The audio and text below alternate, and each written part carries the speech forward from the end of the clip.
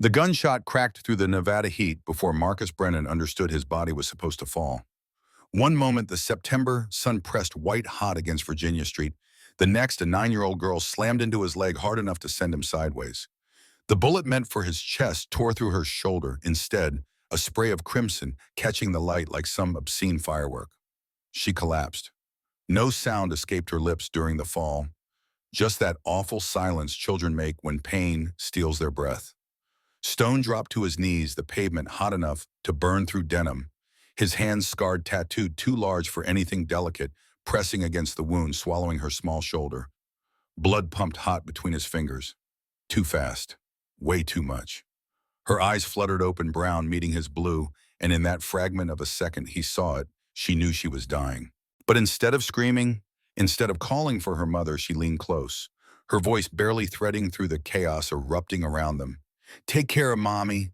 The words hit harder than any bullet he'd taken in 30 years of outlaw life. Then her eyes rolled back and the gray crept in from the edges, swallowing the light. 40 brothers made a promise right there on that blood-soaked sidewalk, though none of them spoke it aloud. The kind of debt you carry to your grave. Stone's world collapsed to a single point, keeping this child alive. Tires screamed somewhere behind him. Glass shattered. Men shouted orders in voices trained by combat and bar fights. A black sedan fishtailed around the corner windows, still down muzzle flashes stuttering from the passenger side like a strobe. His brothers returned fire. The distinctive crack of Taz's 45, the methodical rhythm of Ghost's 3-round bursts. Professional. Controlled. The sedan accelerated away, engine roaring its retreat. But Stone didn't watch it go. His universe had shrunk to the small body beneath his hands, the purple shirt darkening to black, the way her chest rose and fell in stutters. A woman's scream split the air raw enough to strip paint. Stone looked up to see her, blonde, thin 30-something, fighting against Taz's gentle but immovable grip. Her eyes found her daughter, and something in them broke so completely Stone felt it in his chest. "Get the van." His voice came out steady despite the way his hands trembled. "Move. Now." Wrench was already running, boots pounding concrete. The rest formed a perimeter without orders. Leather-clad bodies creating a wall between the fallen child and any threat stupid enough to come back. Riley's lips moved. No sound emerged, but Stone leaned close anyway, watching her mouth-shaped words she didn't have breath to voice. Her small hand lifted, reaching not for him, but past him toward the woman still struggling in Taz's arms. The van screeched to a stop beside them, a beat-up Ford that usually hauled motorcycle parts and unconscious prospects. Stone lifted Riley like she was made of porcelain, like if he moved too fast she might shatter completely. Her head lolled against his chest. Blood soaked into his leather vest, warm and sticky. Her mother climbed in behind him, hands hovering over her daughter without touching, afraid any contact might accelerate the inevitable. Stone wedged himself into the corner, Riley cradled in his arms, one hand pressed against the wound that refused to stop bleeding. "How far?" He barked toward the front. 3 minutes. Wrench's knuckles were white on the steering wheel. "Hold on, boss. Boss.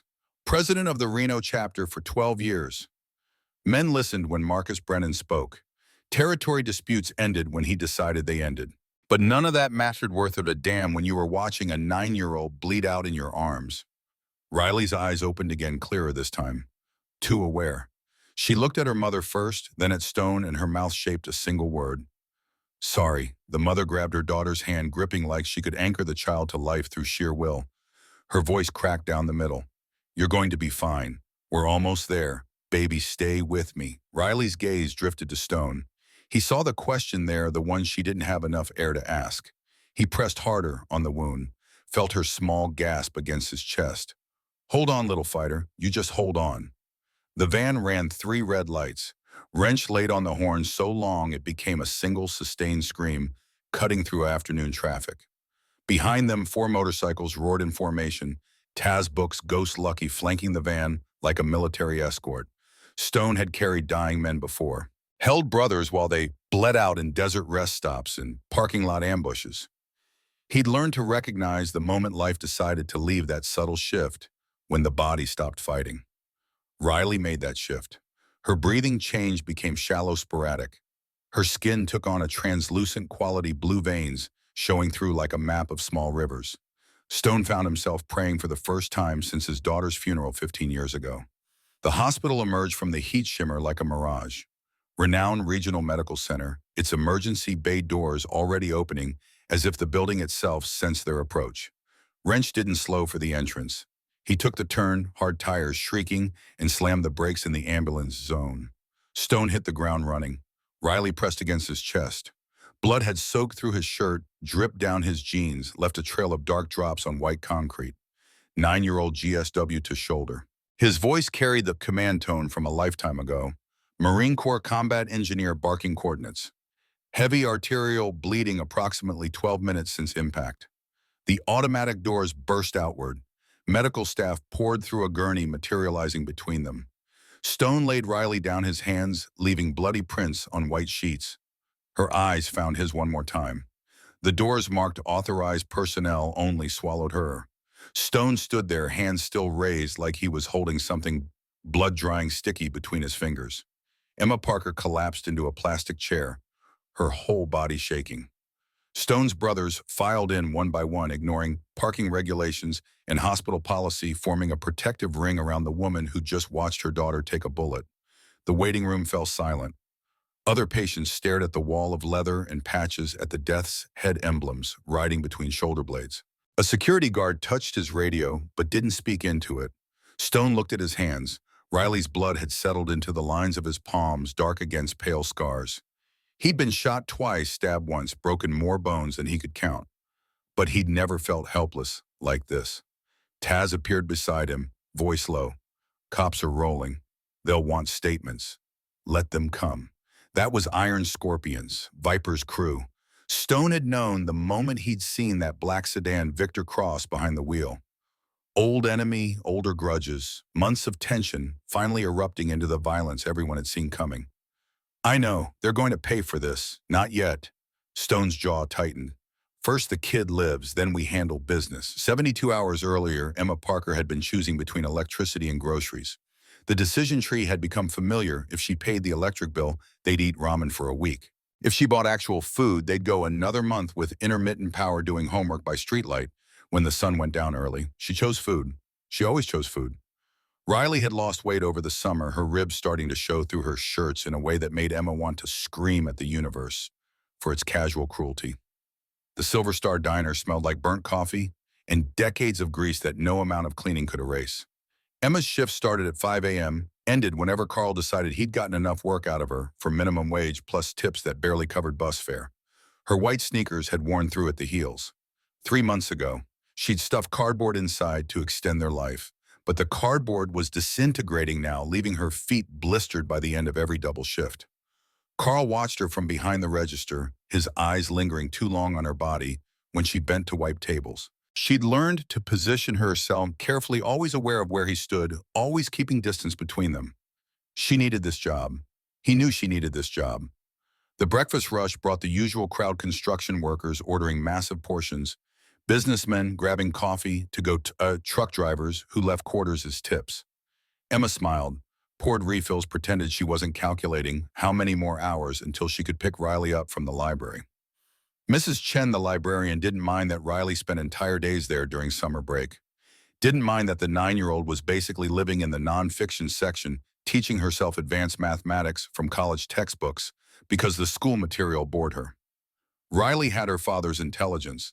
That's what Emma told herself when she needed to find something good about Derek leaving. At least he'd contributed those genes before deciding his family was too much work. 4 years. 4 years without a single child support payment, without a phone call, without any acknowledgement that he'd helped create a brilliant, beautiful daughter who deserved better than day-old bread and shoes that didn't fit. Emma's tip jar held $18 by noon. She'd need at least $30 to buy the week's groceries, the bare minimum, that would keep Riley from looking at her with those understanding eyes, that terrible maturity that said, "Don't worry, Mom, I'm not that hungry." Carl's hand brushed her hip when she passed. Accidental, he'd claim, if she said anything. Emma's stomach twisted, but she kept walking, kept smiling, kept pretending she didn't notice. The clock above the kitchen read 2:47 p.m. when her shift finally ended. Emma counted her tips twice. $23. Close enough. She found Riley at the library's corner table surrounded by books about engineering and architecture. Her daughter's left hand moved across notebook paper, sketching some complex structure that Emma couldn't begin to understand. Riley looked up, her eyes lighting with the smile she saved for her mother. Emma felt her heart crack a little, the way it did every time she realized how much this child tried to protect her, how much burden a 9-year-old carried without complaint. Ready to go, baby, Riley closed her notebook, carefully returned 4 books to the cart by the door. She never forgot to put things back, never created extra work for anyone. Small ways of saying thank you when you had nothing else to offer. The corner store on 2nd Street sold slightly expired produce at half price.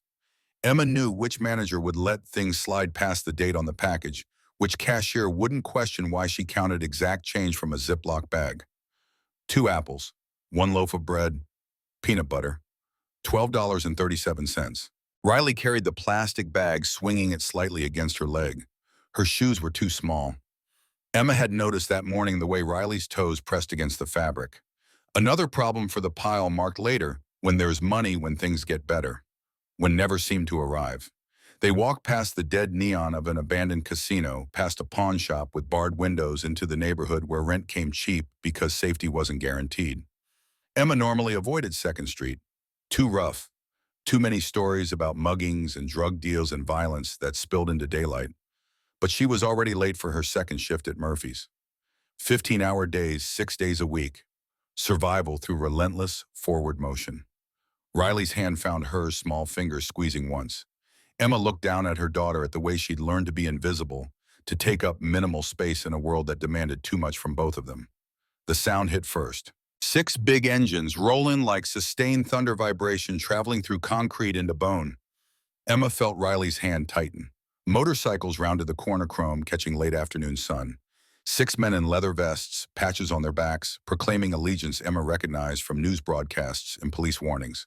Hell's Angels, Reno chapter. They pulled up outside Murphy's bar, engines dying one by one until relative silence returned.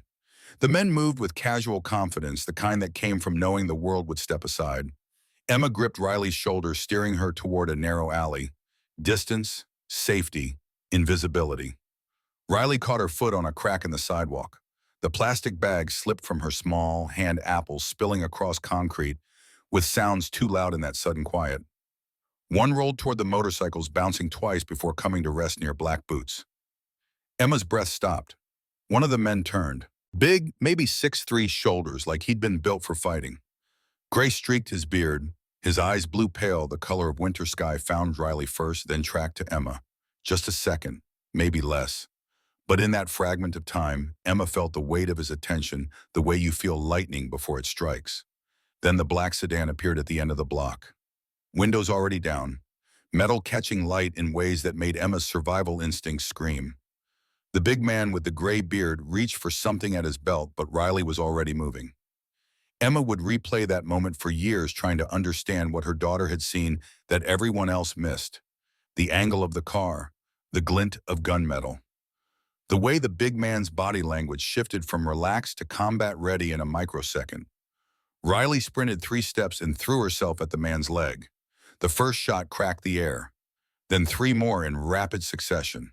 The man jerked sideways, Riley's small body knocking him off balance, and the bullets meant for his chest stitched the brick wall behind where he'd been standing. One round found Riley's shoulder. Emma heard the impact, a wet sound like a fist hitting raw meat. Her daughter spun, blood spraying, and crumpled to the pavement. The world fragmented into pieces that refused to connect. More gunshots, men shouting, the sedan accelerating. Riley on the ground, that spreading pool of dark red soaking into purple fabric. Emma tried to run forward, but hands caught her, held her back. She fought screaming words that had no meaning, just raw sound torn from somewhere below language. The gray-bearded man dropped to his knees beside Riley. His hands pressed against her shoulder, massive and scarred and desperate. Emma watched her daughter's eyes flutter, watched her mouth move, watched her small hand reach upward. Then Riley went still.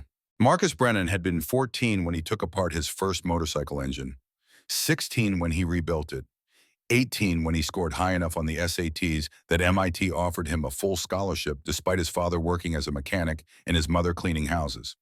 He'd wanted to design aircraft, space shuttles, things that defied gravity through elegant engineering. 4 years at MIT taught him differential equations in thermodynamics and how to calculate stress loads on composite materials. His thesis on lightweight alloy structures earned him a job offer from Boeing before graduation. He'd lasted 6 years in corporate aerospace. 6 years of fluorescent lights and cubicles and meetings about meetings. 6 years watching his designs get watered down by budget constraints and risk-averse managers. The day he walked out, he'd felt lighter than any aircraft he'd designed. The Hells Angels recruited him at a rally in Sturgis. He was 28, riding a Harley he'd rebuilt from salvage, wearing the kind of freedom he'd never found in an office. They'd seen something in him. Leadership. Intelligence tempered by the kind of controlled violence that kept order in chaotic places. He'd made VP by 32, president by 40. His wife Laura had tried to understand, tried to reconcile the MIT graduate with the man who came home with scraped knuckles and blood on his leather. She'd almost managed it. Then Lily got sick, acute lymphoblastic leukemia. The doctors used words like aggressive and protocol and survival rates. Stone heard his daughter might die. She lasted 2 years. 2 years of hospitals and chemotherapy, and watching a beautiful 8-year-old lose her hair, her energy, her childhood. 2 years of hope manufactured from desperate prayers. She died 3 weeks after her 8th birthday. Laura held her in the hospital bed, Stone standing by the window because he couldn't bear to watch his daughter's last breaths.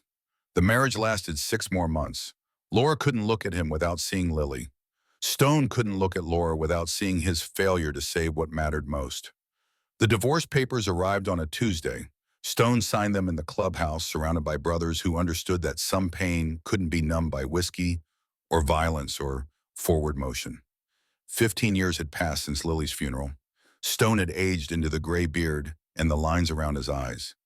He'd become the kind of leader men followed because he'd proven himself capable of making hard decisions without flinching. He ran the Angels like he'd designed aircraft, precise, methodical, calculating risk against reward. They stayed away from hard drugs, didn't traffic in human misery, built legitimate businesses alongside the gray area enterprises that kept them relevant. Victor Cross saw things differently. Viper had taken over the Iron Scorpions 5 years ago, transforming them from small-time dealers into something more ambitious. He wanted territory, wanted control of Reno's underworld, wanted the Hells Angels to either fall in line or fall apart. Stone had tried negotiation, sat across from Viper at neutral bars, laid out the math, enough money in Reno for both clubs if they stayed in their lanes. Viper wanted all the lanes. The tensions escalated slowly. Vandalism at Angel-owned businesses, bar fights that left men hospitalized, pointed messages delivered through street-level dealers. Stone called a meeting for September afternoon. Murphy's Bar, neutral territory, the 6 most senior members of his chapter. They needed to decide escalate or relocate. He'd never gotten to voice that question. The meeting at Murphy's had been running 20 minutes when Stone stepped outside for air. The Nevada heat pressed down like a physical weight, making even breathing feel like work. Taz followed him out, loyal to a fault, always watching his president's back. They're not going to back down. Taz's voice carried the resignation of someone stating obvious truth. No. So what's the play? Stone had been calculating. Options: move their operations north toward Carson City, find new territory with less competition, or stand ground, accept the inevitable violence. Both choices felt wrong. That's when he'd seen them. The woman and the girl walking past with their plastic grocery bag. Something about them stopped Stone's tactical thinking, pulled his attention in a way he didn't understand. The girl looked up at her mother with eyes that held too much awareness. The woman's shoulders carried exhaustion that went deeper than physical tiredness. Stone recognized that kind of worn-down poverty, had seen it in his mother's face before MIT's scholarship letter arrived. The girl's shoe caught the sidewalk crack. The bag fell, apples rolling. Their eyes met, brown to blue, some connection that made no sense but felt inevitable. Then the sedan appeared, and Stone's combat instincts flared, that sixth sense developed through 3 tours in the Gulf and 30 years of outlaw life. He saw the car's trajectory, the windows already down, the way the driver's attention fixed on him with predatory focus. His hand reached for the Glock at his belt, but the girl was faster. She'd seen the gun. Her young eyes had caught the glint before anyone else processed the threat. And instead of freezing, instead of running away, she'd launched herself forward. Riley Parker saved Marcus Brennan's life before he learned her name. The bullet tore through her shoulder with enough force to spin her small body. Stone caught her as she fell, his larger mass absorbing some of the impact. Blood sprayed across his leather vest, hot droplets hitting his face. Behind him, his brothers responded with trained precision. Taz's 45 cracked 3 times. Books fired from a crouch, targeting the driver. Ghost's sustained burst took out the sedan's rear windshield. But Stone was already on the ground, hands pressing against a wound that pumped blood in rhythm with a child's racing heart. The girl's lips moved. He leaned close enough to smell the strawberry shampoo in her hair, mixed with the copper tang of blood. "Take care of Mommy." 3 words that rewrote the rest of his life. Her eyes rolled back. Her small body went limp. Stone pressed harder, felt bones shifting under his palms, heard his own voice barking orders that seemed to come from very far away. The van arrived. The race to the hospital blurred into motion without meaning. His world had collapsed to the weight in his arms, the blood soaking through denim, the terrible silence when children stopped breathing. Wrench drove like demons were chasing them. Maybe they were. Stone had seen men die, had held brothers through their last moments. But this felt different. This felt like Lily all over again. The hospital lights were too bright, the staff too efficient, the moment they took Riley from his arms too final. Stone stood in the emergency bay, blood drying on his hands, watching those doors close. Emma Parker's scream cut through everything else, raw and broken and furious. "My daughter." Her voice cracked on each syllable. "My baby took a bullet for a biker." Stone turned to face her. She looked at him with something beyond hatred, beyond grief, into a territory where mothers dwelled when their children's blood soaked strangers' hands. "I'm sorry." The words felt too small, too inadequate, too late. Emma's face crumpled. She buried her face in her palms, shoulders shaking with sobs that came from somewhere below language. Taz guided her to a chair. The other brothers formed their protective circle, leather-clad sentries, keeping watch over a woman who just lost everything or nothing, the outcome still uncertain. Stone walked to the bathroom, turned on the tap, watched Riley's blood spiral down the drain, dark against white porcelain.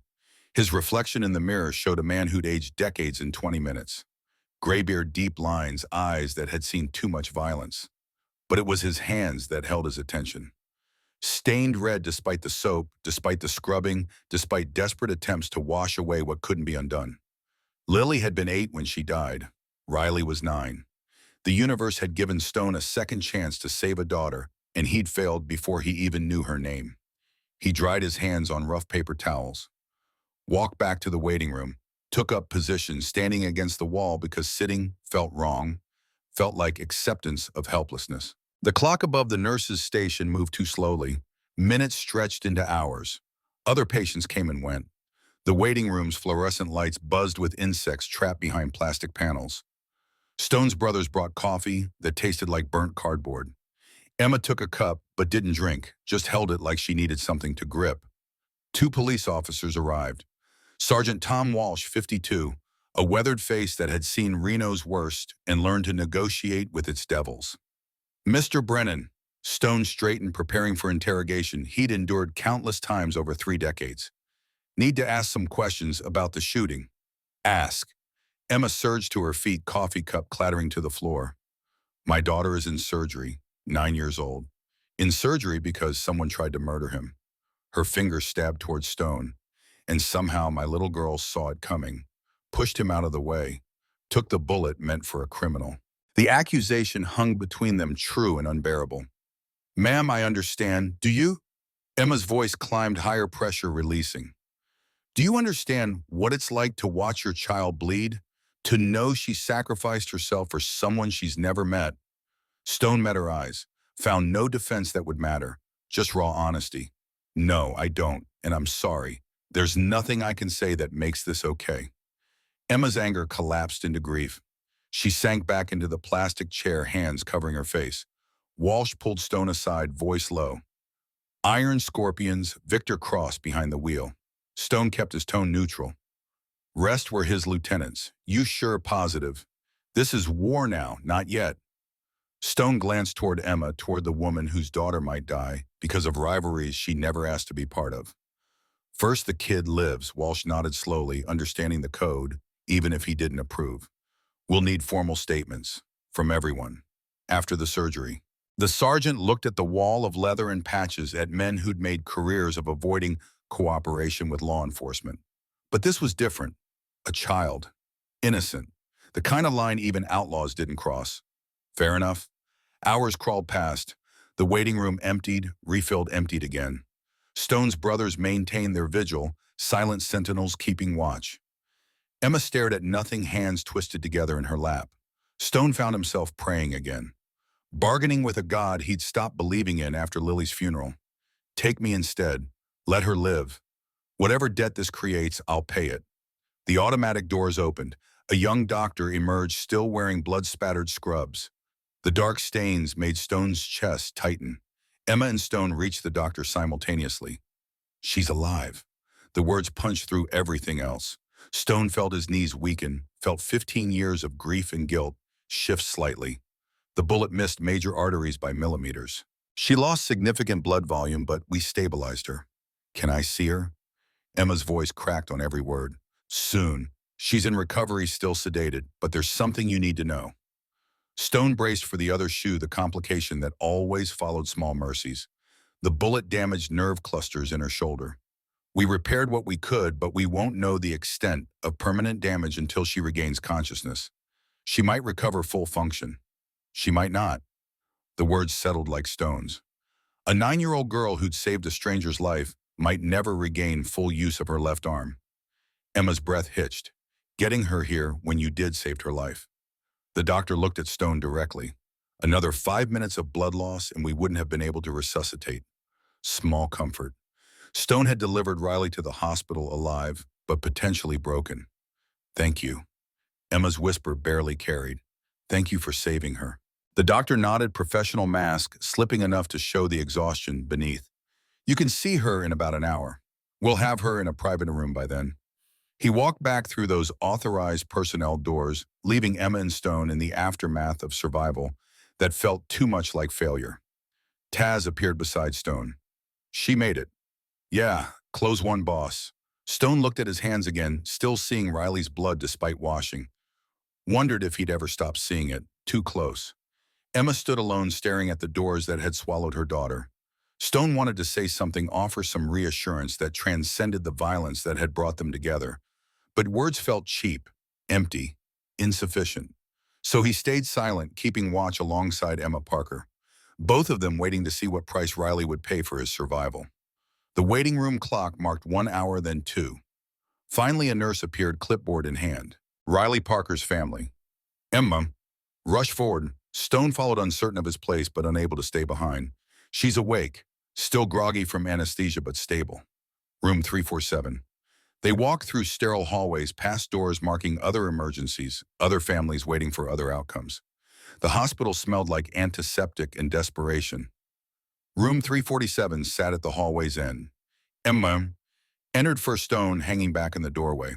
Riley lay small in the hospital bed, monitors beeping steady rhythm. Her left shoulder was wrapped in thick bandages, her arm immobilized in a sling. Dark circles pressed beneath her eyes. But she was alive. Emma reached the bedside, hands hovering over her daughter without touching, afraid of causing pain. Baby, I'm here. Riley's eyes opened, focusing slowly.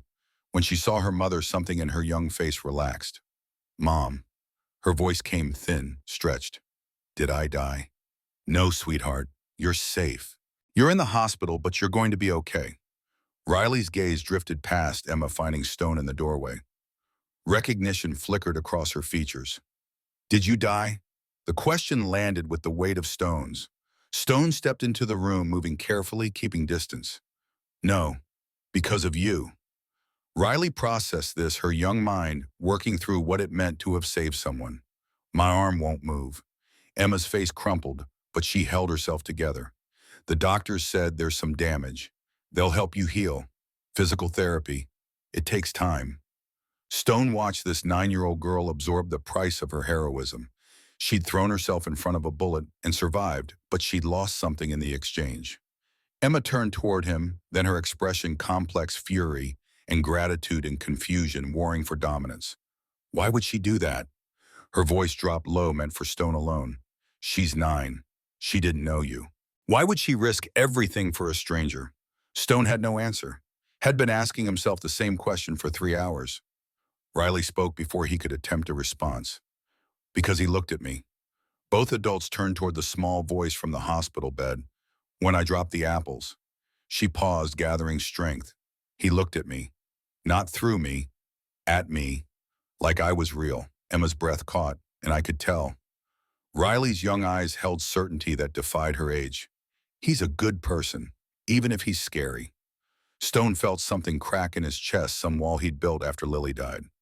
This child had seen past his leather and his reputation and his 3 decades of violence. Had looked at him and decided he was worth saving. The debt settled into his bones, heavy, permanent, undeniable. Emma was crying silently, tears tracking down her face. You're the bravest person I've ever met. Stone's voice came rough. And I promise you I'll spend the rest of my life making sure that bravery wasn't wasted. Riley's eyes drifted closed, exhaustion pulling her under. Emma looked at Stone across her daughter's hospital bed, a single mother who'd been choosing between electricity and food, now tangled with an outlaw biker, because her daughter had a hero's heart. I don't know what happens now, Emma's whisper carried fear and resignation. Now we keep her safe. Stone met her eyes, holding her gaze steady. Now she's under my protection. Both of you are. I don't want protection from your world. I want my daughter safe from your world. She's already in it. Stone gestured toward Riley's bandaged shoulder. My enemies did this. That means she's my responsibility. Emma wanted to argue. He could see it in her expression. But she was exhausted and terrified, and her daughter had just survived surgery. The fight went out of her. Okay, for now, until she heals. Stone nodded once. Knowing in his gut it wouldn't be temporary, couldn't be. Riley Parker had tied herself to his survival, and that bond wouldn't dissolve with discharge paperwork. He stepped back into the hallway, giving Emma space with her daughter. His brothers were waiting at the corridor's end, leather-clad sentinels keeping watch. She going to make it, Taz asked quietly. Stone looked back at room 347, at the small form in the hospital bed, who'd paid the price for his enemy's ambition. Yeah, she'll make it. But he could feel the weight settling around his shoulders, the recognition that this 9-year-old girl had saved more than his life. She'd reminded him what mattered beyond territory and rivalry and 3 decades of outlaw living. His phone buzzed. Text from Book Scorpions hit the clubhouse. No casualties but buildings damaged. Vipers making moves. The war had started despite Stone's attempts to delay it. He texted back, keep everyone on alert, I'll be there soon. But he didn't leave the hospital. Didn't abandon his post outside room 347. Because Riley Parker had made a choice on that sidewalk, and Stone Brennan would honor it or die trying. The fluorescent lights buzzed overhead. Monitors beeped their steady rhythm. Somewhere down the hall, another family received news that would either save them or break them. Stone leaned against the wall, arms crossed, and prepared to keep watch for however long it took. Riley's first conscious thought was pain. Not the sharp kind that steals breath, but a deep throb radiating from her shoulder into her neck, her chest, her spine. She tried shifting position and discovered her left arm refused commands. Panic flared. Her eyes snapped open to white ceiling tiles and machinery she didn't recognize. The steady beep, beep, beep matched her heartbeat, which was accelerating fast. Mom, Imamo, materialized beside the bed, hair-tangled clothes, wrinkled eyes, red-rimmed from hours of crying. I'm here, baby. You're safe. You're in the hospital. Memory returned in fragments. The motorcycles, the black car, running toward the big man with the gray beard, then fire tearing through her body. I got shot. Emma's face did something complicated, cycling through relief and anguish, in fury and rapid succession. You did. You pushed that man out of the way, and the bullet hit you instead. Riley looked down at her shoulder at the bulk of bandages, making her left side twice its normal size. She tried wiggling her fingers. 3 responded weakly. 2 didn't move at all. Something's wrong with my hand. Emma gripped her right hand, squeezing gently. The doctor said there's nerve damage. They fixed what they could, but you'll need physical therapy. Your arm might not work the same way it did before. The information settled slowly. Riley had always been good with her left hand, better than her right. She drew with her left, wrote with her left, built things with her left hand leading. Had. Past tense. Everything she'd been good at might be gone. The door opened and Stone entered, moving carefully like he expected to be thrown out. His presence filled the small room despite his attempt at making himself smaller. Riley studied him, tall, broad-shouldered, the gray in his beard and catching light from the window. His eyes were tired in a way that went deeper than sleeplessness. You didn't die. No. Thanks to you. Why'd you come back? Most adults disappeared after they got what they needed. Stone pulled a chair closer to the bed but didn't sit. Some instinct telling him sitting made him too comfortable, too presumptuous. Because I needed to see you were okay. Because what you did. He stopped searching for words. What I did was stupid. Riley's voice came flat, adult. I should have run away. Emma made a sound like she'd been struck. But you didn't. Stone's tone carried weight. You made a choice, brave one. Wrong one maybe, but brave. My arm doesn't work right now. Riley looked at her immobilized shoulder. That's not brave. That's just broken. You're not broken. Stone crouched to her eye level. You're hurt. There's a difference. Riley wanted to believe him, but she could feel the numbness in her fingers the way her shoulder felt disconnected from the rest of her body. The man in the car. Her voice dropped to barely above whisper. Did he want to kill you? Man, why? Stone glanced at Emma, who nodded fractionally. Permission to tell the truth. Because I'm the president of a motorcycle club. We control certain businesses in Reno. Another club wants those businesses. They tried to solve the problem by removing me. Riley processed this with the same analytical mind that helped her understand engineering textbooks. So they'll try again. Stone didn't insult her intelligence with false reassurance. Probably. Which is why I'm going to make sure you and your mom stay safe. Emma stiffened. We don't need yes, you do. Stone cut her off gently but firmly. My war put a bullet in your daughter. That makes you both targets until this ends. When does it end? Riley asked. When one side stops fighting, which side will that be? Stone met her eyes, saw the intelligence there, the way she was already calculating outcomes. Not mine. The hospital kept Riley for observation.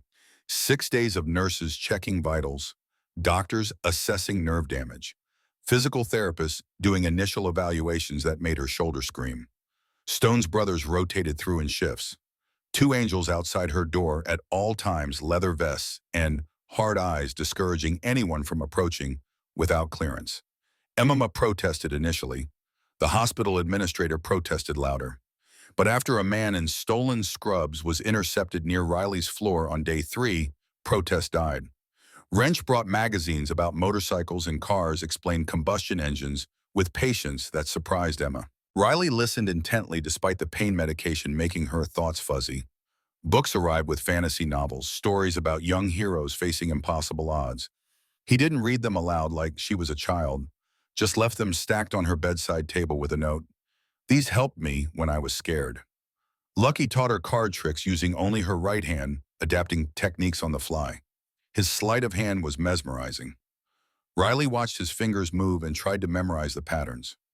Ghost stood outside her door, mostly silent, but once when Riley woke screaming from a nightmare, he stepped inside without invitation. Pulled a chair to her bedside. Didn't speak. Just sat there until her breathing steadied. Stone came every day. Arrived early morning, stayed until visiting hours ended. Sometimes he talked. More often he just occupied the corner chair, reading news on his phone, making calls in low tones that Riley couldn't quite hear. His presence made her feel safer in ways she couldn't articulate, like having a guard dog who'd bite anyone who got too close.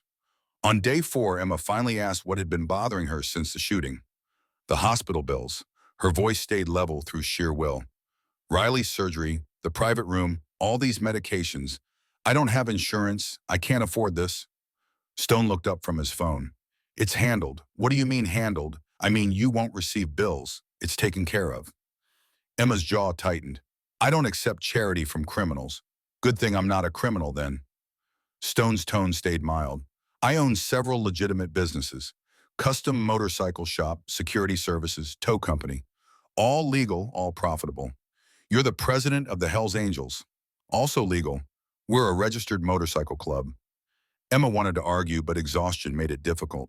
She'd been sleeping in the chair beside Riley's bed, surviving on cafeteria coffee and whatever food the brothers brought. Why are you doing this? Because your daughter saved my life. That's not a reason to pay her medical bills. Stone's expression shifted, something vulnerable appearing briefly. When Riley pushed me out of the way, she reminded me that people are worth saving. That's a gift I don't take lightly. Emma stared at him, trying to reconcile the dangerous man with the one speaking quietly about gifts and debts. Riley stirred in the bed, pain medication wearing off. Mom, her voice came small, scared. Right here, baby. It hurts. Emma reached for the call button, but Stone was faster, already in the hallway getting a nurse. The nurse administered more medication, checked Riley's vitals, adjusted her IV drip. Riley's eyes fluttered closed, drifting back toward pharmaceutical peace. Emma sank into her chair. I don't know how to do this, her whisper barely carried. I work doubles just to afford rent. I can't take time off to care for her. I can't pay for months of physical therapy. I can't. Her voice cracked. Stone didn't offer empty reassurance, just facts. You got a job offer yesterday? Better restaurant, better tips, flexible hours. Place called Rosewood Grill. Emma's head snapped up. How do you? Friend of mine owns it.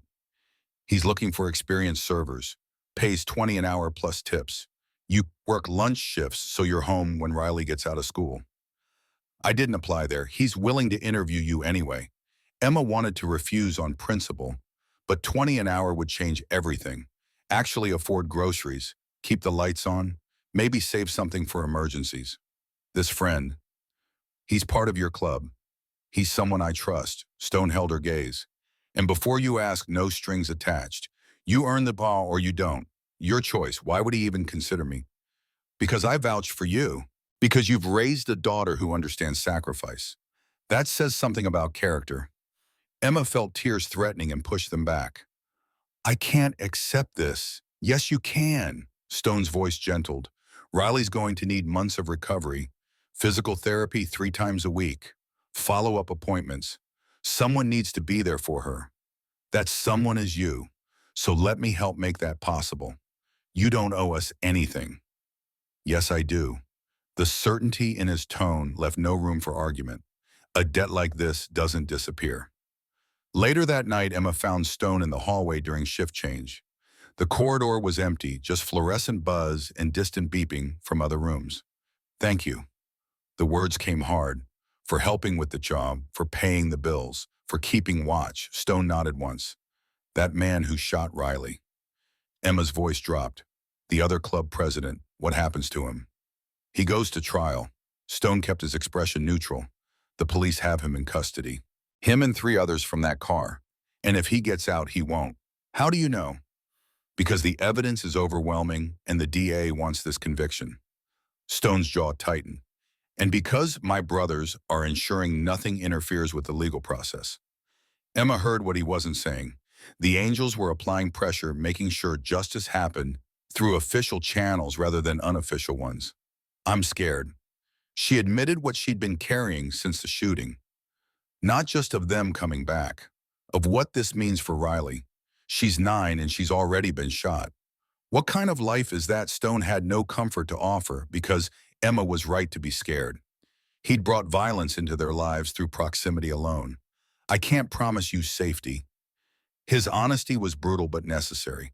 But I can promise protection. Those are different things. Emma understood the distinction. Safety was an illusion. Protection was 40 men willing to stand between danger and the people they'd claimed. She went back to Riley's room. Stone returned to his corner chair. Neither spoke again, but something had shifted between them. Some grudging acceptance that they were bound together now, whether they wanted it or not. Riley was discharged on day 6 with prescriptions, appointment cards, and instructions that made Emma's head spin. Physical therapy, Monday, Wednesday, Friday. Follow up with the surgeon in 2 weeks. Pain management protocols. Watch for signs of infection. Emma couldn't take Riley back to their efficiency apartment. The building had no security. The neighborhood was rough. And the Iron Scorpions knew where they lived. Stone made the offer, carefully aware Emma's pride would resist. Stay at the clubhouse. It's fortified. Cameras, armed guards, nobody gets through the gate without clearance. Emma's instinct was refusal. But Riley was pale still, healing, terrified of being exposed. Just until she's stronger. Emma set boundaries she hoped she could enforce. A few weeks. Then we find our own place. Stone agreed because arguing would accomplish nothing. He knew once Emma saw the clubhouse, once she felt genuinely protected, leaving would become harder to justify. The compound sat on 20 acres outside Reno proper. Chain link fence topped with razor wire cameras at intervals, gate requiring code access. The main building was low and sprawling industrial architecture that prioritized function over aesthetic. Emma held Riley's good hand as they walked inside. Her daughter was unsteady, medications affecting her balance. The clubhouse interior surprised them both. Yes, there was a bar and pool tables and the constant presence of leather vests. But there was also a clean kitchen, comfortable furniture, natural light through large windows. Photos on walls showing rallies and rides, brotherhood captured in glossy prints. Stone guided them past the main room toward a quieter section. This was my room. He opened a door, revealing space that was spare but clean.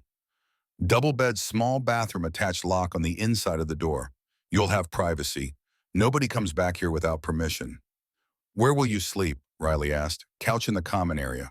Stone shrugged like it was nothing. Slept in worse places.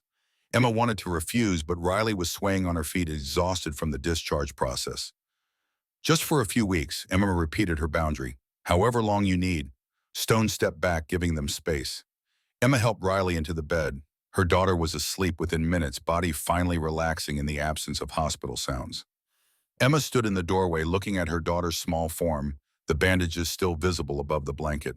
This 9-year-old, who'd thrown herself in front of a bullet, now sleeping in an outlaw biker's bed. The universe had a twisted sense of humor. Stone found Emma in the kitchen an hour later. She was staring at the refrigerator, which was stocked with actual food. Fresh vegetables, real milk, bread that wasn't day old. Help yourself to anything. Stone poured coffee from a pot that looked permanently stained. Brothers keep it stocked pretty well. Emma took a mug, wrapped both hands around it. Your world is nothing like I expected. What did you expect? Drugs? Violence. Women treated like property. Emma spoke bluntly. The things you see in movies about biker gangs. Stone leaned against the counter. Some clubs operate that way. We don't. We have rules, code of conduct. We protect what's ours, and we don't prey on the innocent. You kill people. He didn't deny it. When necessary, when someone crosses lines that can't be uncrossed. Emma should have been horrified. Somehow, she was just tired. I don't know how to reconcile this. You paying Riley's hospital bills, taking us into your home. But also, you're the reason she got shot. I know. Stone met her eyes. I carry that. Will carry it for the rest of my life. Is that supposed to make me feel better? No, it's supposed to be the truth. Riley appeared in the doorway, blanket wrapped around her shoulders. She'd woken in an unfamiliar place and panicked until she heard voices. Mom. Emma opened her arms and Riley walked into them, careful of her injured shoulder. Can't sleep, bad dream. Stone pulled out a chair. Want some hot chocolate? Lucky makes it with real chocolate, not that powder stuff. Riley nodded, climbing into the chair with her blanket still wrapped around her. Stone worked at the stove, melting chocolate, adding milk, doing something domestic that seemed at odds with his leather vest and tattooed hands. Emma watched him move through the kitchen with practiced ease. This was his home. These were his people. And somehow she and Riley had been absorbed into it. The hot chocolate was perfect. Riley drank it slowly, warmth seeping into her. Do the other men live here? She asked Stone. Some do, Stone returned to the counter. Younger guys mostly. The ones with families have houses elsewhere. You don't have family. Stone's expression flickered. Not anymore. Emma caught something in his voice, some old wound reopening. What happened? Riley asked with the directness of children who haven't learned about boundaries. Emma started to intervene, but Stone shook his head. I had a daughter once, long time ago. She died when she was 8 years old. Riley processed this, understanding suddenly why Stone had been so determined to save her. I'm sorry, me too, kid. Stone's voice roughed around the edges. She was brave like you, smart like you, would have liked you. What was her name? Lily. Riley held her mug of chocolate, thinking about the girl who died 15 years ago. The girl she'd never meet, but whose absence had shaped the man keeping them safe. Is that why you're helping us? 'Cause I remind you of her. Stone considered the question seriously, respecting Riley enough to give honest answer. Partly, but mostly because you saved my life, and I don't take that lightly. Emma felt something shift inside her chest. This dangerous man with his violent history was trying to save them because his daughter couldn't be saved. Some twisted redemption narrative playing out in real time. The nightmare started that first week at the clubhouse. Riley would wake screaming, reliving the shooting. Emma would hold her, but Riley kept asking for Stone. The third time it happened, Stone moved his bedroll outside their door. When Riley woke in terror, he'd enter quietly, pull a chair to her bedside, and just sit there. Solid, present, protective. His presence calmed her in ways Emma couldn't match. Physical therapy began the following Monday. The therapist was young, energetic, determined to help Riley regain function. The sessions were torture. Riley would return to the clubhouse, pale and shaking, tears drying on her face. Her shoulder protested every movement, the damaged nerves sending confused signals. She couldn't draw anymore. Her left hand refused to grip a pencil properly. The detailed architectural sketches she'd loved creating were impossible now. She broke down on Wednesday, throwing the pencil across Stone's garage, where she'd been trying to draw while he worked on a motorcycle. "I'm useless." Her voice came thick with frustration and grief. "I can't do anything right." Stone set down his wrench, wiped grease from his hands. "You're not useless. You're adapting. I can't even hold a pencil. So use your right hand." "I'm not good with my right hand." "You will be." Stone pulled over a stool. "Everything worth doing takes practice." Riley wanted to argue, but Stone was already pulling out papers showing her how to stabilize it with her left elbow while her right hand drew. "It won't look the same." "No, it'll look different." "That doesn't mean worse." They spent an hour working on basic shapes. Riley's right hand was clumsy, unpracticed. Her circles came out lopsided. Her lines wobbled. But they were her lines. Her shapes, created despite the injury trying to stop her. Stone watched her work with an expression Emma couldn't quite read. Pride mixed with sorrow, mixed with determination. Wrench wandered into the garage, saw what they were doing, and pulled up his own stool. Started explaining how mechanical drawings worked, how engineers translated three-dimensional objects into two-dimensional representations. Riley listened absorbed, asked questions that demonstrated her quick mind. Emma stood in the doorway watching three people, a biker president, his mechanic brother, and her injured daughter, bent over papers discussing engineering principles like it was the most natural thing in the world. This was her life now, somehow. The job interview at Rosewood Grill went better than Emma expected. The owner, a man named Michael Chen, was straightforward about the position. Lunch shifts 20 an hour plus tips, flexible schedule for Riley's appointments. He didn't mention Stone, didn't reference the Angels. Just asked about her experience and whether she could handle the pace. Emma got the job, started the following week.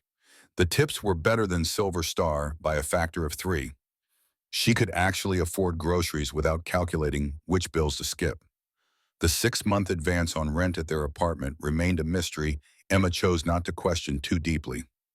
But the reprieve was temporary. 4 weeks after the shooting, a social worker named Janet Morrison arrived at the clubhouse. Emma was at work. Riley was in the garage with Wrench learning about carburetors. Stone was in his office handling club business. Janet introduced herself with professional courtesy and steel underneath. "I'm here to do a welfare check on Riley Parker." Stone's instincts flared warning. "On whose authority Child Protective Services received an anonymous tip that Riley Parker is living in an unsafe environment?" "Anonymous, yes." Janet's expression stayed neutral. "Someone expressed concern that a 9-year-old gunshot victim is residing at a motorcycle club compound." Stone called Taz, who found Riley and brought her to the office. She looked small next to Wrench's bulk, her left arm still in a sling. Janet interviewed Riley privately, asked about living conditions, whether she felt safe, whether anyone had hurt or threatened her. Riley answered honestly. She felt safer here than anywhere. The men were kind. Stone protected her and her mom. Nobody had hurt her except the man who shot her, and he was in jail.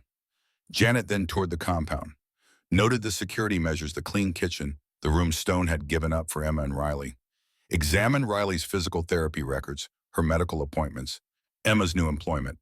Everything appeared proper, but Janet had been doing this job long enough to recognize complicated situations. "Ms. Parker, I understand your circumstances are difficult, but residing at an outlaw motorcycle club with your daughter, we're not staying permanently." Emma had rushed back from work when Stone called. "Just until Riley's recovered enough that we can find our own place." "When will that be?" Emma couldn't answer because she didn't know. Riley was still healing, still vulnerable, still terrified of being exposed. Janet closed her file. I'm required to file a report. Given Riley's medical needs are being met and she appears well cared for, I won't recommend removal at this time. But Ms. Parker, you need stable housing separate from criminal elements. They're not criminals. Riley spoke up from where she sat beside Stone. They're protecting us. Janet's expression softened slightly, looking at the 9-year-old. I understand you've been through trauma, sweetie, but the court looks at environment. Your mother needs to provide appropriate housing. After Janet left, Emma stood in Stone's office, feeling the walls closing in. She's going to take Riley away. Not if we get ahead of this. Stone was already calculating options. You need stable housing, legitimate income distance from the club. But the Scorpions are going to trial next month. Once they're convicted, the immediate threat decreases. Emma heard what he wasn't saying. Convicted didn't mean eliminated. The Iron Scorpions would still exist, would still want revenge. I can't afford better housing, even with the new job. What if you weren't paying rent? Stone leaned forward. What if you owned a house? Emma laughed bitterly. I can barely afford groceries. I'm not buying a house. What if one was available? Small place, safe neighborhood, close to Riley's school. Stop! Emma held up her hand. I can't accept more charity. It's too much. It's not charity if you work for it. Stone pulled out papers from his desk. The Angels owned several properties, rental income investment purposes. One came available last week. 2-bedroom fenced yard, good security. Emma stared at the documents. You're offering me a house. I'm offering you a rental agreement. Below market rate, yes, but you'd be paying. Working for it. Maintaining your independence. Emma should refuse. Should hold her boundaries. But Riley appeared in the doorway, having been listening. Mom, I want my own room. Her voice came small. I want to go back to school. I want things to be normal again. Emma looked at her daughter, at the healing wound that would scar, at the determination to reclaim her life. How much is rent? $600 a month. Stone named a figure Emma could actually afford. That's too low for a 2-bedroom house.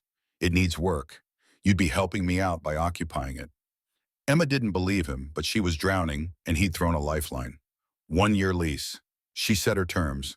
After that, we renegotiate or I find something else. Deal. Riley smiled, genuine happiness, breaking through weeks of pain and fear. Her first smile since the shooting. Emma wondered what price they'd ultimately pay for Stone's generosity.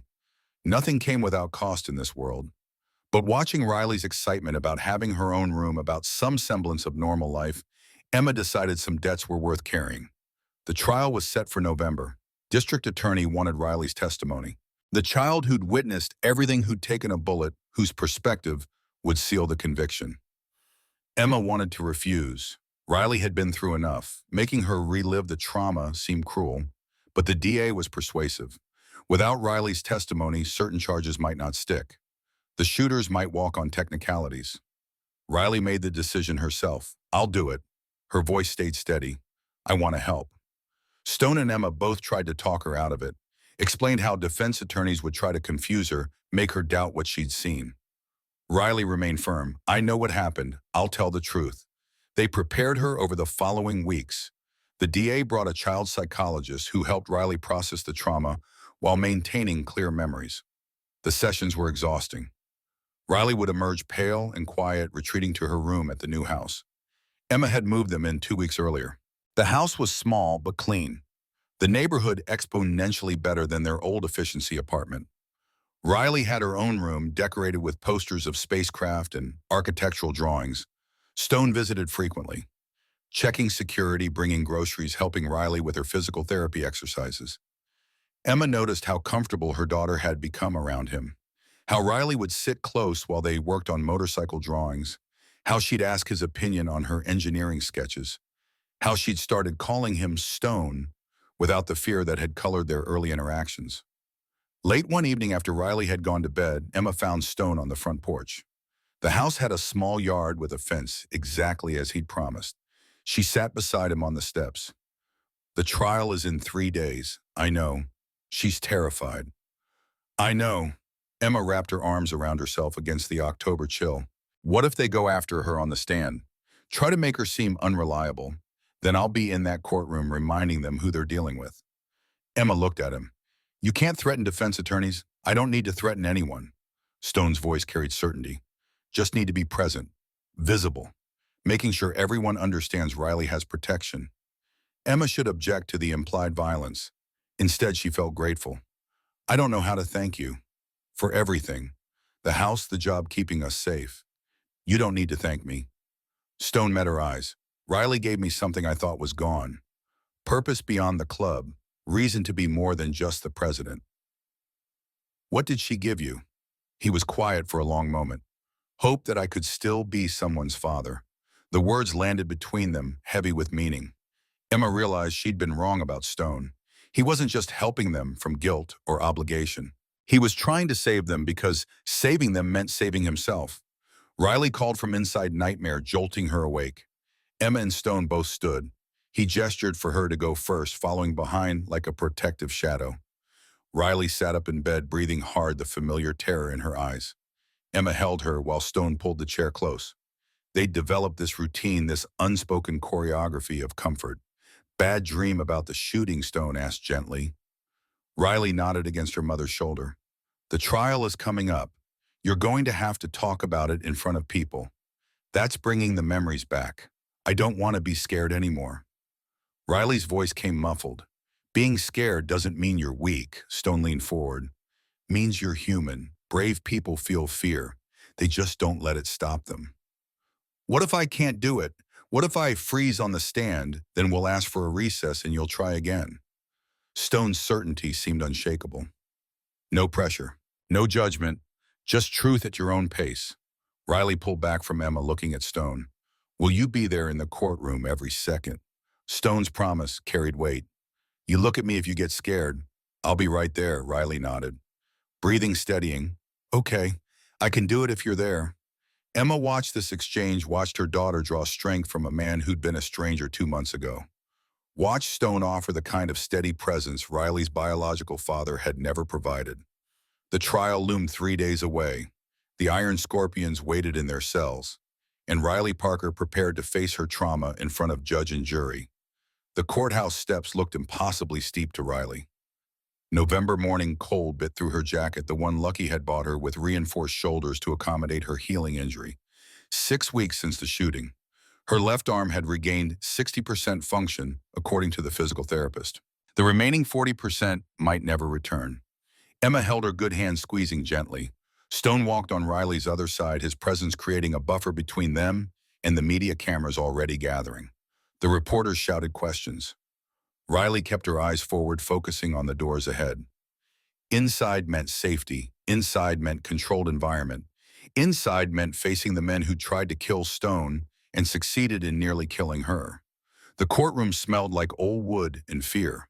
Riley had never been in one before. The ceiling stretched high above, making everyone below seem smaller than they were. Stone guided them to seats behind the prosecution table. District Attorney Melissa Torres turned, offering Riley an encouraging smile that didn't quite reach her eyes. She was nervous too. The gallery filled slowly. Riley recognized faces from the Clubhouse, Taz Wrench books, Ghost Lucky. 40 brothers couldn't fit, so the senior members represented. Their leather vests made a statement to everyone present. Riley Parker had protection. The defense table remained empty until guards brought them in. 4 men in orange jumpsuits, chains connecting their wrists to waist restraints. Riley's breath caught, seeing Victor Cross. Viper looked older than she remembered. 50-something, graying hair, slicked back, eyes cold as January. He scanned the courtroom until his gaze found Stone. Something passed between them, old hatred given fresh fuel. Then Viper looked at Riley. Really looked at her like he was memorizing her face. Stone's hand found Riley's shoulder, her good one, and squeezed gently. Message received, I'm here. The bailiff called them to order. Judge Patricia Moreno entered her robes, making her seem taller than her actual 5'4". She'd been on the bench for 18 years, had a reputation for fairness, tempered by zero tolerance for courtroom games. The prosecution laid out their case methodically. Security footage from nearby businesses showing the black sedan. Ballistics reports matching the bullets to guns found in the vehicle. Witness testimony from bystanders who'd seen everything. The defense tried poking holes, suggested mistaken identity despite clear video evidence, implied the Angels had provoked the attack, painted their clients as victims of rival gang warfare. It was late afternoon when D.A. Torres called her final witness. Riley Parker. Emma squeezed Riley's hand one more time before releasing it. Riley stood her legs unsteady and walked to the witness stand. The bailiff held a Bible. Riley placed her right hand on it, her left arm still too weak to lift comfortably. "Do you swear to tell the truth, the whole truth, and nothing but the truth?" "And I do." Her voice came smaller than she wanted. Judge Moreno leaned forward slightly. "Riley, I know this is scary. Take your time. If you need breaks, tell me. Understand?" "Yes, ma'am." De Torres approached with careful steps like Riley might bolt. "Riley, can you tell us what happened on September 14th of this year?" Riley took a breath. Found Stone in the gallery, his blue eyes steady anchoring her. "My mom and I were walking home from the store. We had groceries. I was carrying the bag. What happened next? I tripped. The bag fell. Apples rolled across the sidewalk. Then I looked up and saw the motorcycles. 6 of them, parked outside a bar. Did you see any of the men on those motorcycles?" "Yes. One of them turned around when the apples rolled." "Can you point to that man?" Riley's finger lifted, pointing at Stone. "Him. The man with the gray beard.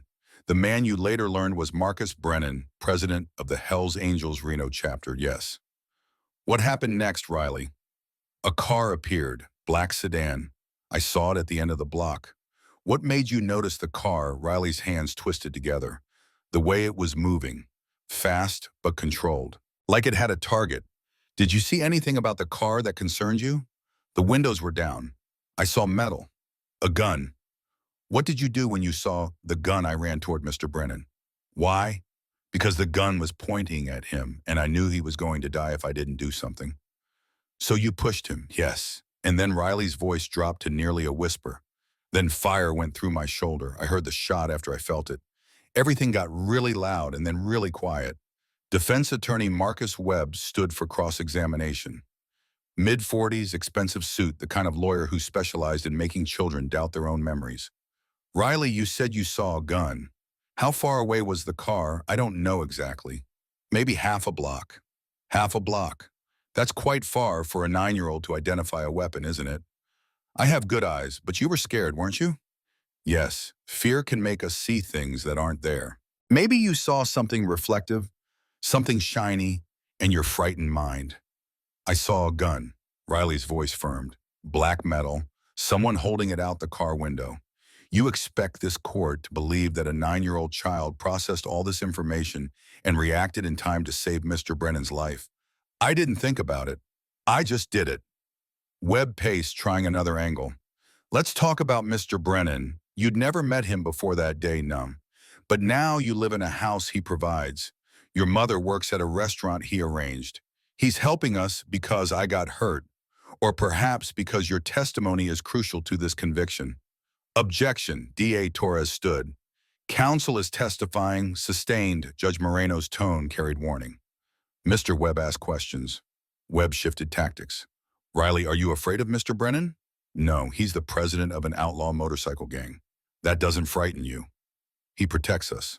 From whom? Riley's eyes moved to Viper, still watching her with cold calculation. "From them. The men who shot me." Webb tried several more approaches, but Riley held steady. Her answers stayed consistent. Clear, honest. When she was finally dismissed, Emma met her at the witness stand, wrapping careful arms around her daughter. "You were so brave, baby." Riley just wanted to leave. Wanted to be anywhere but this room with its high ceiling and hard benches and men who'd tried to kill. The jury deliberated for 5 hours.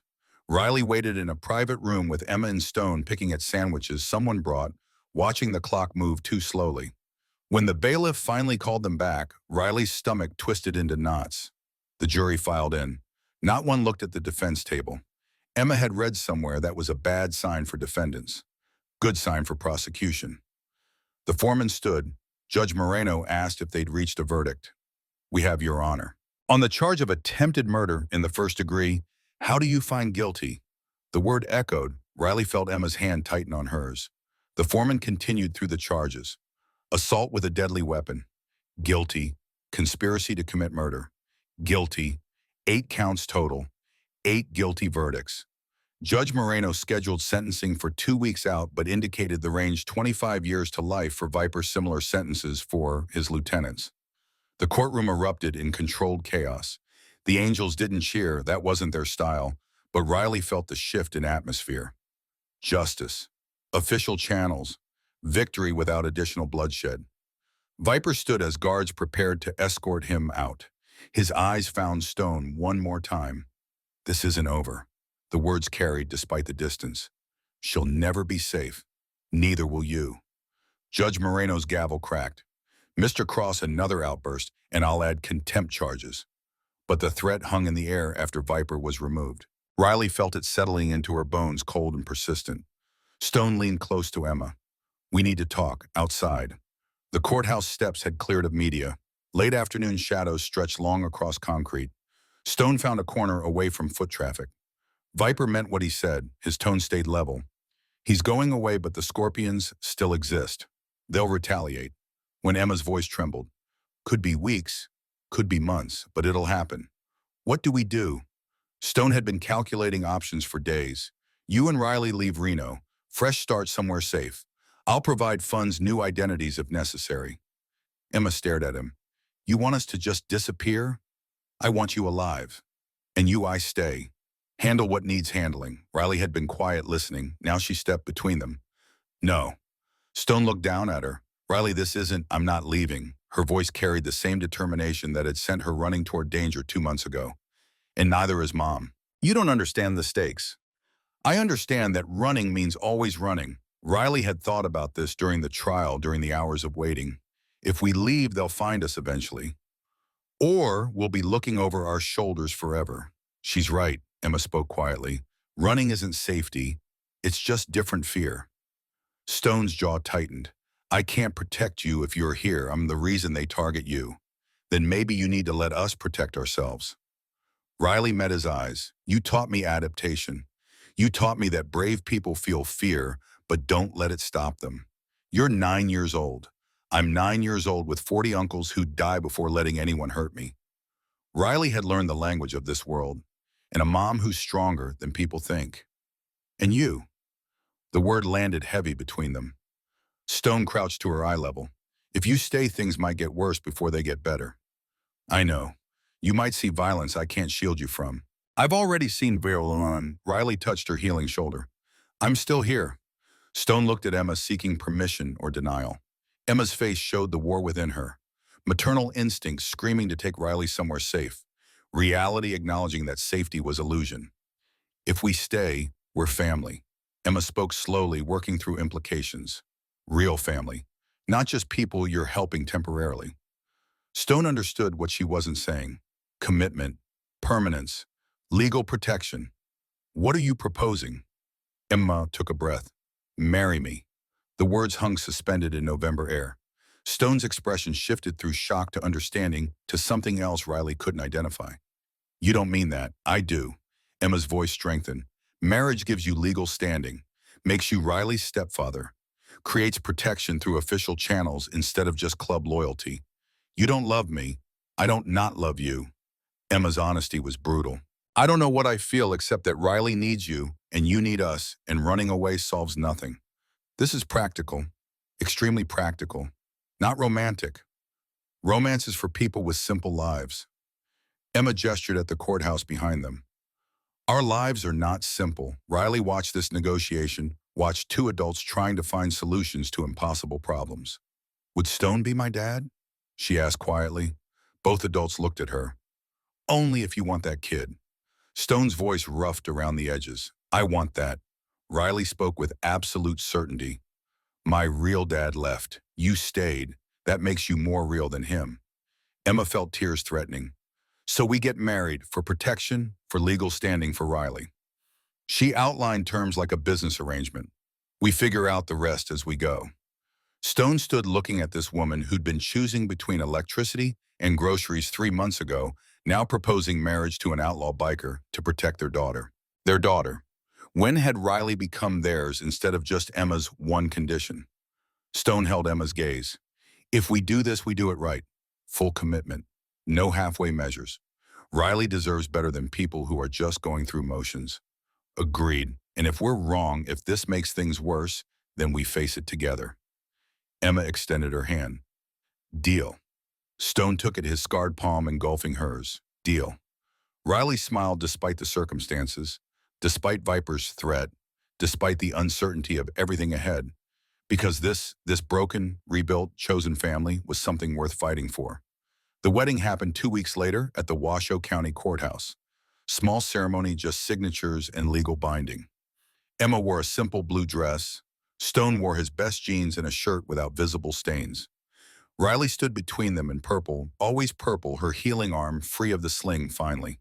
The judge who married them was not Patricia Moreno, but someone younger who didn't ask questions about the unusual circumstances.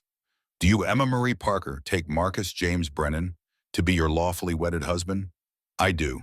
Do you, Marcus James Brennan, take Emma Marie Parker to be your lawfully wedded wife? I do. By the power vested in me by the state of Nevada, I now pronounce you married. Stone kissed Emma carefully, respectfully. A promise rather than passion. Riley hugged them both. The Angels threw a celebration at the clubhouse that night. Music Food Brothers congratulating Stone with knowing looks that suggested they understood more than he wanted them to. Emma danced with Riley to songs that weren't quite appropriate for 9-year-olds but made her daughter laugh. Stone watched from the bar, beer untouched, memorizing the moment. Taz appeared beside him. You sure about this, boss? No. But you did it anyway. She needed protection. Stone kept his eyes on Emma and Riley. Legal standing. That all this is, Stone didn't answer because he'd stopped being certain where practical ended and real began. The house felt different with Stone living there. Bigger somehow, despite him taking up physical space. He moved carefully around Emma and Riley's established routines, trying not to disrupt. Riley adjusted fastest. She'd already claimed him months ago. Now she had official permission to call him Dad, though she still defaulted to Stone most days. Emma and Stone navigated new marriage awkwardly. Separate rooms initially, both unsure about crossing that final boundary.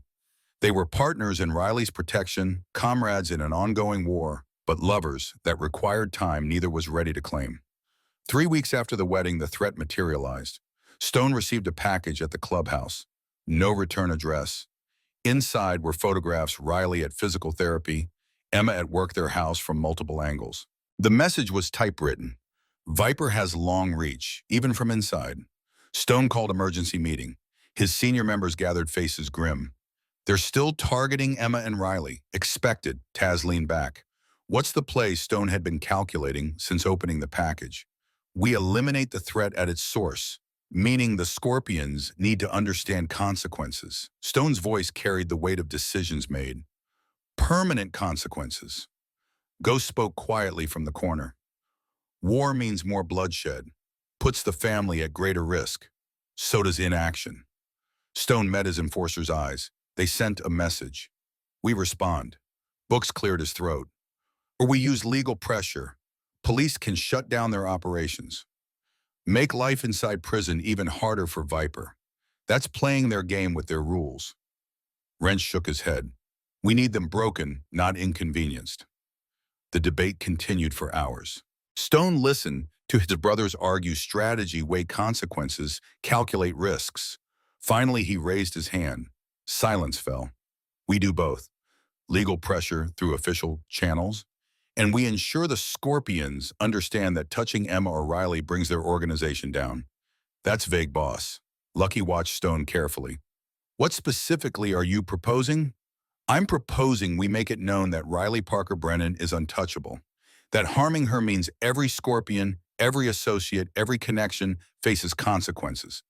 How do we communicate that? Stone's smile held no warmth.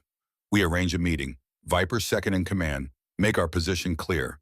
And if they don't listen, then we escalate until they do. The meeting happened in a parking lot outside Reno. Neutral territory. 5 Angels, including Stone, facing 3 Scorpions, including their acting president. The conversation was brief and pointed. Stone laid out terms. Leave Emma and Riley alone. Any retaliation stops immediately. Any action taken against his family brings total war. The Scorpions' acting president, a man called Chains, listened with arms crossed. Viper's orders were clear before he went in. Blood for blood. Then Viper's orders die with his freedom. Stone's tone allowed no negotiation. You have new leadership. Make new decisions. And if we don't, Stone gestured to his brothers. You have 80 members. We have 200 across Nevada. Chapters in 4 states ready to immobilize. You want that war over a kid chains calculated visibly. The math wasn't favorable. The Scorpions had lost leadership momentum territory. Continuing this fight meant annihilation. 1 month. Chains finally spoke. We back off for 1 month while we discuss internally. No discussion needed. Stone stepped closer. Decide now, end this or we end you. The silence stretched. Finally, Chains nodded once. It's done. No retaliation against your family. Stone didn't trust the promise, but he'd established position. Made the cost clear. The meeting ended. Angels returned to their bikes. Stone called Emma before starting his engine. Threats contained. For now isn't forever. It's what we have. Emma was silent on the other end. I'm tired of being afraid, Stone. I know. When does this end? When they believe hurting you costs more than any satisfaction they'd gain.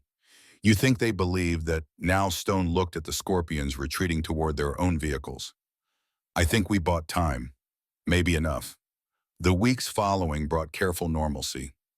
Riley returned to school adjusting to being the kid who'd been shot, who'd testified at trial, whose stepfather was a notorious biker. Some students avoided her. Others found her fascinating. She made friends slowly. Other misfit kids, the ones who understood being different. They ate lunch together, worked on science projects, didn't ask too many questions about her family. Physical therapy continued. Riley regained another 15% function in her arm, 85% total. Not perfect, but functional. She learned adaptation using her right hand for detail, work her left for support. Her drawings improved, different style than before, but uniquely hers. She started designing buildings again, structures that defied conventional engineering with their creative solutions to structural problems. Stone helped when she got stuck, his MIT education surfacing in unexpected moments. He'd sketch load-bearing calculations, explain material, stress, turn her artistic vision into mathematical possibility. Emma watched them work together and felt something shift inside her chest. This wasn't pretend family anymore. Wasn't practical arrangement. This was her daughter with a father who showed up, who invested time, who taught without condescension. And Stone looked at Riley with the same expression Emma imagined he'd worn looking at Lily all those years ago. Christmas approached, their first as a legal family. Emma asked Riley what she wanted, just this. Riley gestured at the three of them sitting together on the couch watching bad holiday movies. Just us being together. Emma glanced at Stone, found him already looking at her. Something passed between them, unspoken but understood. They weren't pretending anymore. Stone made his move on Christmas Eve. Not dramatic or romantic, just real. Riley had fallen asleep on the couch between them. Stone carried her to bed, Emma following. They tucked her in together, a routine they'd developed over months. In the hallway afterwards, Stone caught Emma's hand. Can we talk? They sat at the kitchen table, coffee mugs between them, out of habit rather than desire for caffeine. This marriage, Stone started awkwardly. Started as practical. It did. Emma agreed, unsure where he was going. It's not practical anymore. For me. Emma's breath caught. Stone continued, words coming carefully like he'd rehearsed. I wake up thinking about you. Both of you. I come home wanting to see you. I make decisions based on what's best for this family. That's just adjustment. No, Stone met her eyes. It's love. Maybe has been for a while, and I was too scared to call it that. Emma felt tears building. I'm terrified. Stone's honesty was raw. Terrified of losing you both, of failing again, of not being enough. You're enough, Emma's voice broke. You've always been enough. I need you to know. Stone reached across the table. I didn't mean to fall for you. Wasn't planning it. But somewhere between the hospital and the trial and moving you into this house, you became essential. Emma took his hand-scarred palm against her softer skin. I'm scared too. Scared this is trauma bonding. Scared we're building on unstable ground. But I think about you all the time. Emma admitted what she'd been denying. Wonder what you're doing, whether you're safe, when you'll come home. Stone stood, moved to her side of the table, pulled her up into his arms. They kissed differently this time. Not the respectful peck from their courthouse wedding, but something deeper, more honest. Years of loneliness seeking connection. Gratitude transforming into genuine feeling. When they broke apart, Emma whispered against his neck, I love you. I don't know when it happened, but it did. Stone held her tighter. I love you both. You and Riley. My family. They stood in the kitchen for a long time, holding each other while the clock marked midnight and Christmas officially began. Riley appeared in the doorway, sleep-rumpled. Are you guys actually in love now? Her voice carried amusement, because it was getting really obvious. Emma laughed through tears. How long have you been awake? Long enough to hear the mushy stuff. Riley patted over. Does this mean you're not pretending anymore? Stone crouched to her level. Never was pretending about you, kid. You were always real to me. Good. Riley wrapped her arms around both of them. Because I like this family. Even if we're weird. Every family's weird. Emma smoothed Riley's hair. Ours is just honest about it. They stayed tangled together in the kitchen. Three people who'd found each other through violence and pain and impossible circumstances. Three people who'd chosen to become family when biology and law offered no such guarantee. The Scorpions kept their distance. The threat faded into background noise. Stone remained vigilant, but the immediate danger had passed. Riley turned 10 in March. The clubhouse threw a party that involved entirely too much cake and 40 bikers singing off-key. Riley laughed until her healing shoulder ached. Emma and Stone's marriage evolved into something comfortable, passionate, real. They'd moved into the same bedroom, built routines, learned each other's rhythms. Stone filed adoption papers in April. The process was straightforward, given he was married to Riley's mother and Riley vocally wanted the adoption. The hearing was scheduled for May. They stood in family court, Riley between them wearing her best purple dress. Judge Patricia Moreno presided, recognizing them from the trial. Riley Parker Brennan, the judge read from documents. You understand, adoption means Marcus Brennan becomes your legal father in all ways. Yes, Your Honor. You want this? Yes. Why? Riley thought carefully. Because he's already my dad. She spoke with certainty beyond her years. This just makes the paperwork match reality. Judge Moreno smiled, genuine warmth softening her formal demeanor. Mr. Brennan, you understand the responsibilities of fatherhood. The commitment you are making. Stone kept his hand on Riley's shoulder. Yes, Your Honor. I've understood it since the day Riley saved my life. The judge signed the decree. Then by the power granted to me by the state of Nevada, I approve this adoption. Marcus Brennan, you are now Riley's legal father. Congratulations to your family. Riley turned and hugged Stone hard enough to hurt. He lifted her, carefully mindful of her shoulder, holding his daughter close. Emma wrapped her arms around both of them, this family they'd built from broken pieces and second chances. Outside the courthouse, the angels waited. 40 motorcycles lined up like a steel honor guard. They'd taken the day off, closed their businesses, rearranged their lives, because this moment mattered. Stone lifted Riley onto his bike. She'd ridden with him dozens of times, knew how to grip tight and lean into turns. Emma climbed on behind them, both arms circling her husband and daughter. The convoy pulled out onto Reno streets, engines roaring celebration. Riley's laughter carried over the mechanical thunder. They rode through town, past the hospital where Riley had nearly died, past the courthouse where justice had prevailed, past their house where broken people had learned to become whole. 1 year. 1 year since a 9-year-old girl had thrown herself in front of a bullet.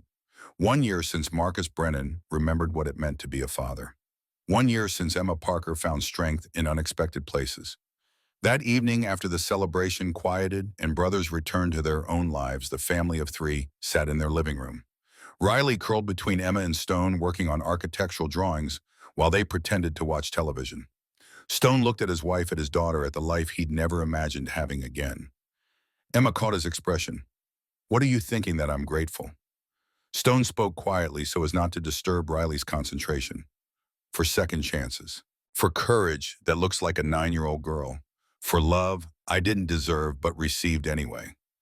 You deserve it, Emma leaned into him. You earned it. Riley looked up from her drawings. Dad, she'd started using the word more frequently. Can you check my load calculations? Stone took the paper, examining her work, found no errors. His daughter had inherited his mathematical mind. Perfect. He handed it back. You're going to be one hell of an engineer someday. Riley smiled, returning to her work. Emma watched them, her engineer husband and engineer daughter, speaking a language of stress loads and material properties. Watched the life they'd built from violence and fear transform into something beautiful. Outside, night settled over Reno.